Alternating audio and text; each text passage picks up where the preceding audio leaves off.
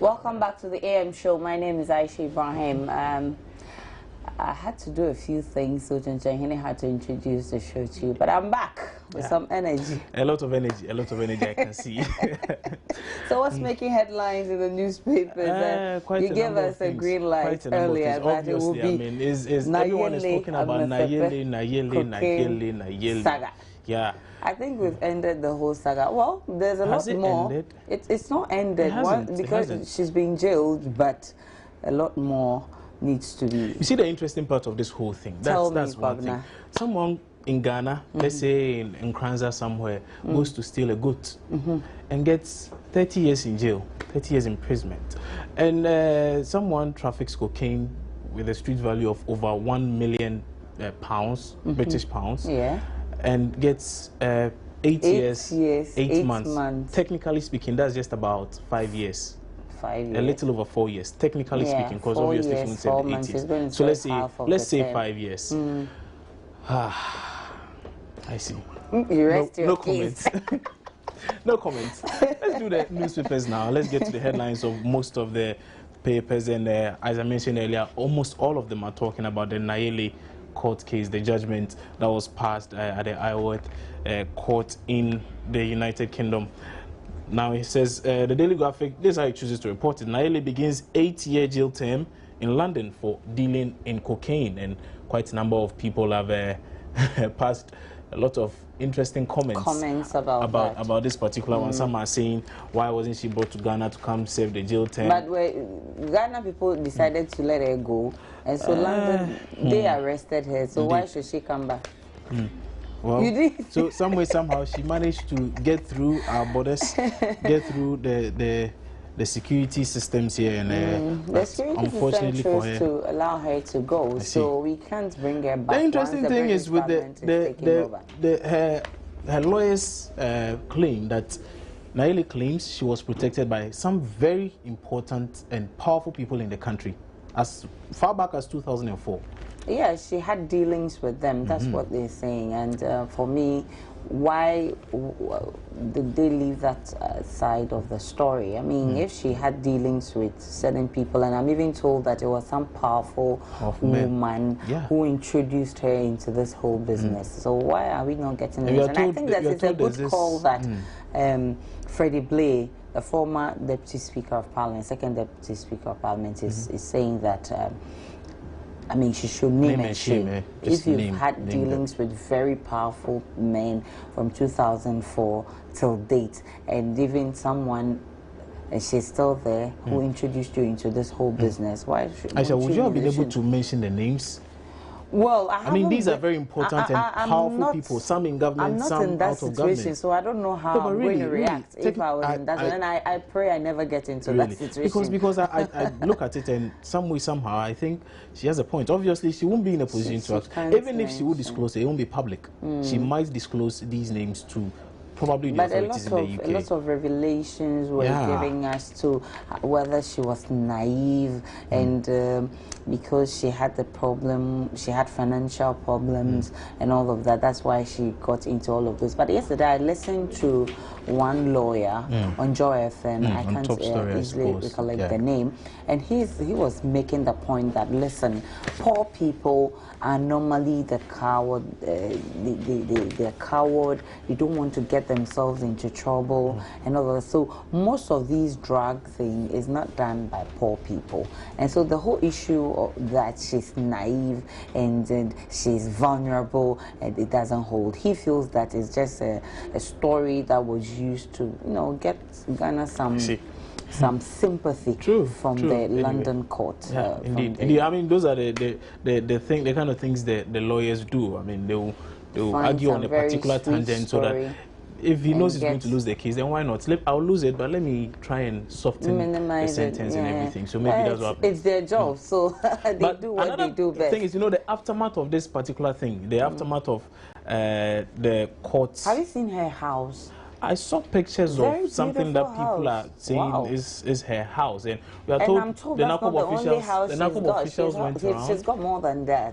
Very beautiful house. I've seen just one. Are you reconsidering your profession? No way.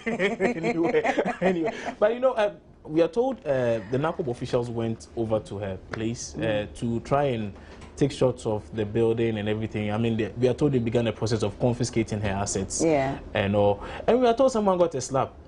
Oh yes, the mom. Heavy one. I'm told the mom gave it to him. Why? After she struggled, and I mean, if you heard the kind of conversation that went on there, it was quite.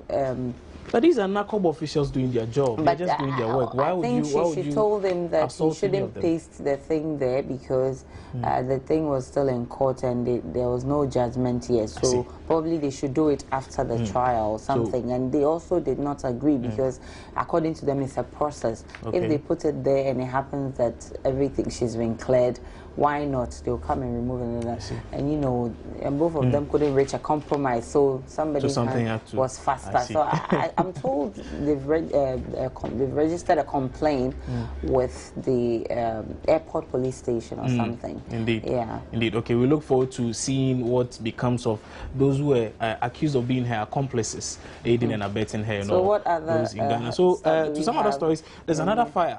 Fire guards at Chimota Market.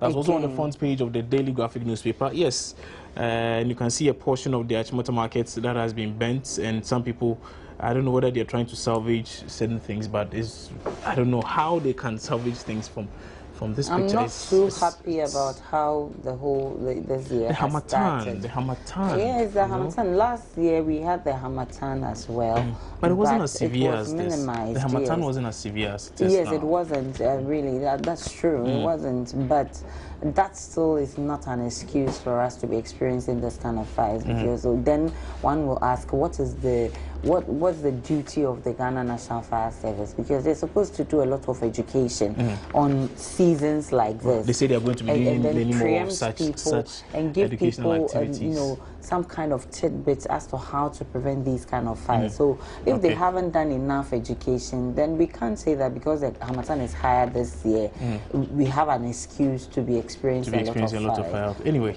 also on the front page of the Daily Graphic is the future of 270 nursing students in danger. Also there, and we are told it's actually because the nursing school they happen to find themselves in is not accredited. Oh. Yes, and they are there. They've paid monies. They've gone through the process. They are hopeful of becoming we have a lot of such somehow. institutions in town. A lot of institutions that are not accredited. See, to the back page now of the Daily Graphic also, and it says Ministry to construct toilet facilities for selected houses.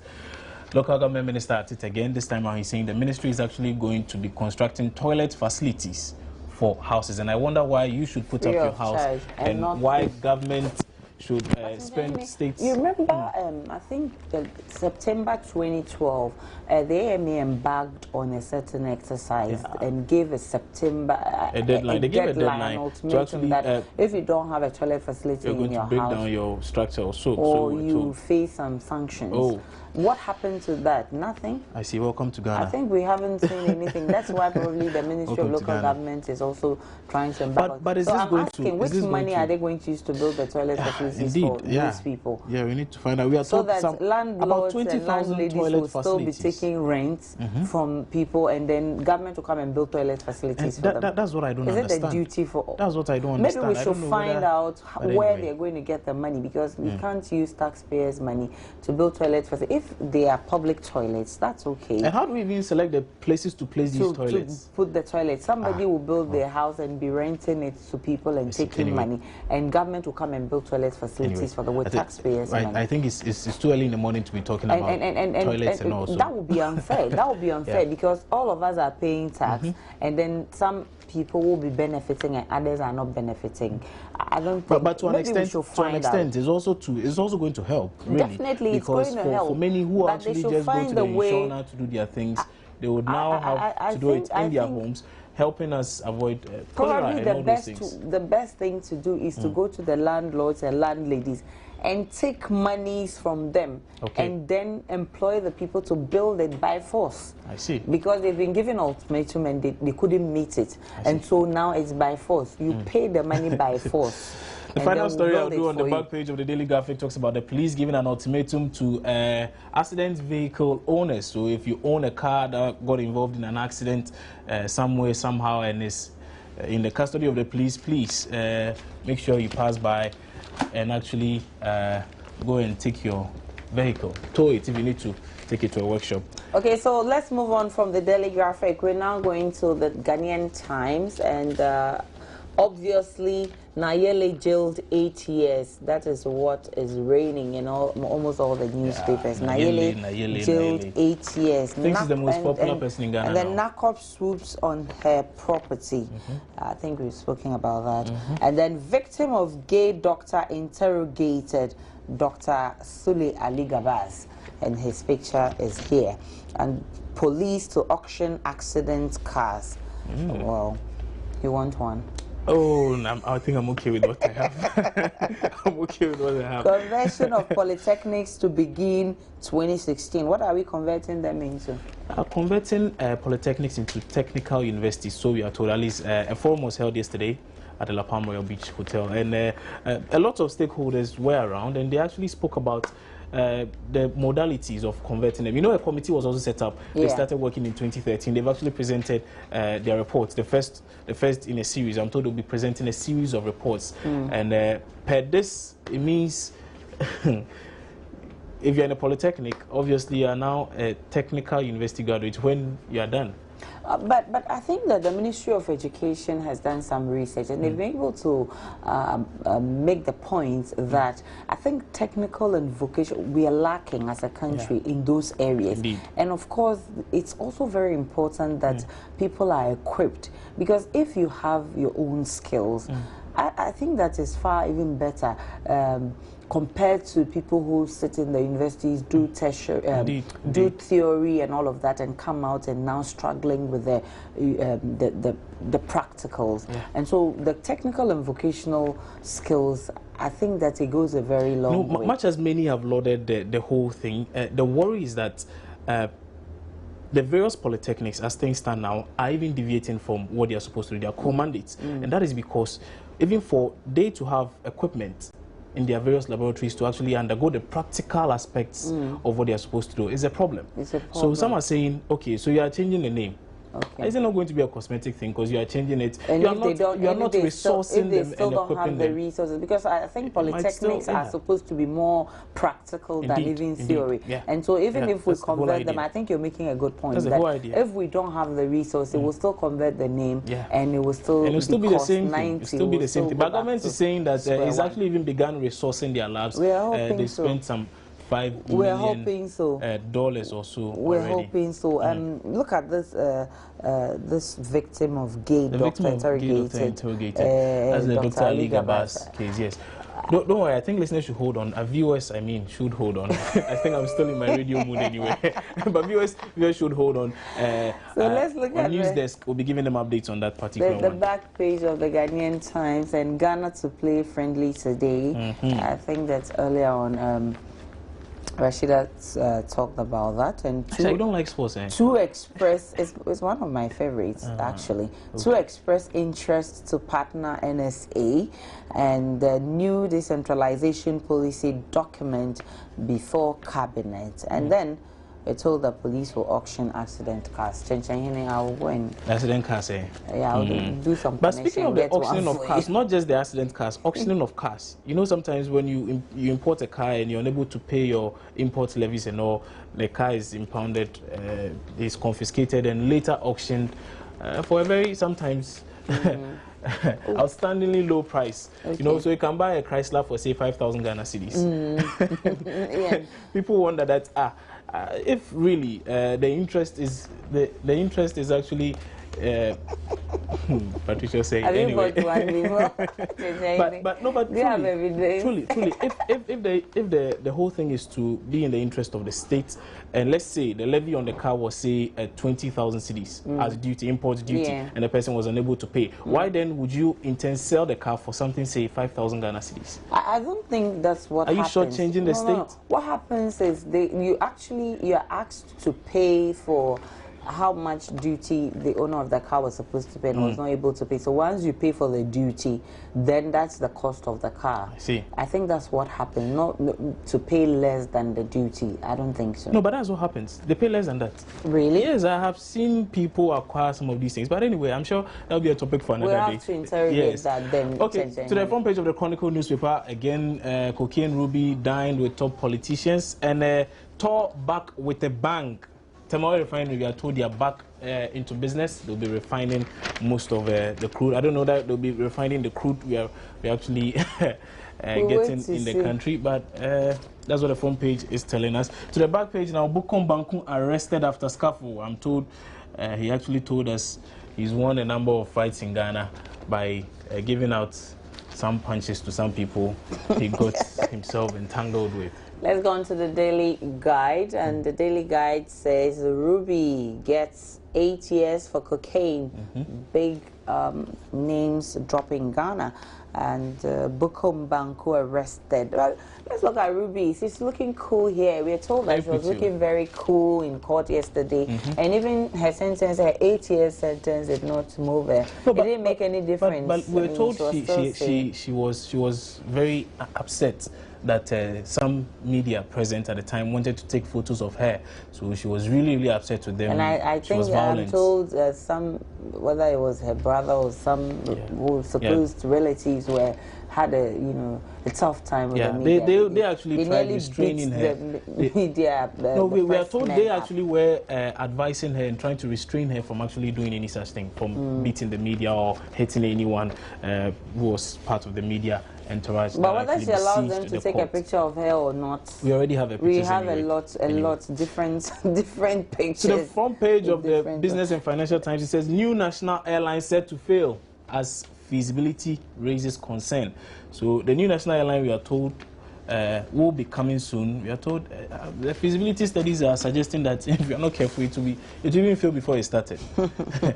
But I think with this national airline, we need to look at it again because if we want to do a comparison of the first one that collapsed, we want to look at what issues contributed to its collapse and are we determined to resolve those issues, or we are just leaving those ones behind and then say that we are beginning anew. If those problems are not resolved, I don't think that a new airline will work. And I think I agree with the Imani boss when he said that yes, it's a good investment, but is this the time? It's not timely because this is a time we're facing crisis with our economy.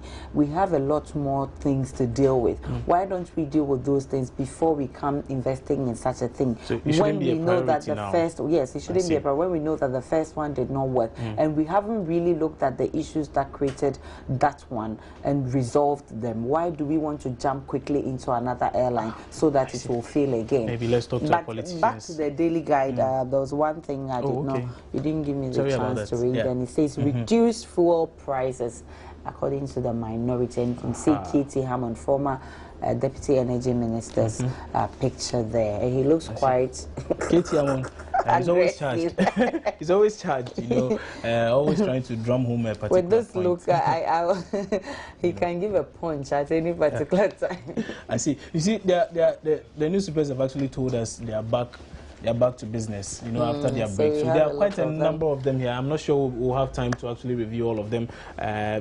I think AM Talk should be up next, right? Yes, AM Talk should be up next. I think that all of them have mostly the Nayeli cocaine issue thing. That's almost all as the headlines, and so I think that we've done justice to them. Okay, so that was the headlines. Time now for us to do AM Talk. Aisha Ibrahim will be having a tete-a-tete with obviously people who make the news in Ghana, the politicians. She'll be speaking to them pretty shortly. But today also on the show, we are doing something about ECG. And I'm always happy when I talk about the Electricity Company of Ghana for obvious reasons. But I'm happy about that. We are told the private sector participation something. The PPP thing. So is it a privatization about ECG? Do we need to privatize it? In privatizing it also, what option should we pick? today on my banner, we'll be discussing all that. So do stay tuned. Aisha Ibrahim is Did up you sleep next in the dark last night? Last night, no. How I wish I was the one doing my banner, because I think my lights came back around 9 p.m. Because I slept in the dark, and this morning my lamps were all off because they hadn't had enough power, and so I was doing everything in the dark. Thank you can imagine how it would be. So like I said, Aisha, and I'm charging my phones in the office. You know, causing financial loss to the company. Thank God for joining multimedia. Anyway, I'm expecting to see Honorable Ahmed Ibrahim, his MP for Banda, North region, and Honorable William Ejapon, Kwetu MP Achimodan from the Eastern region, pretty shortly on the AM Talk.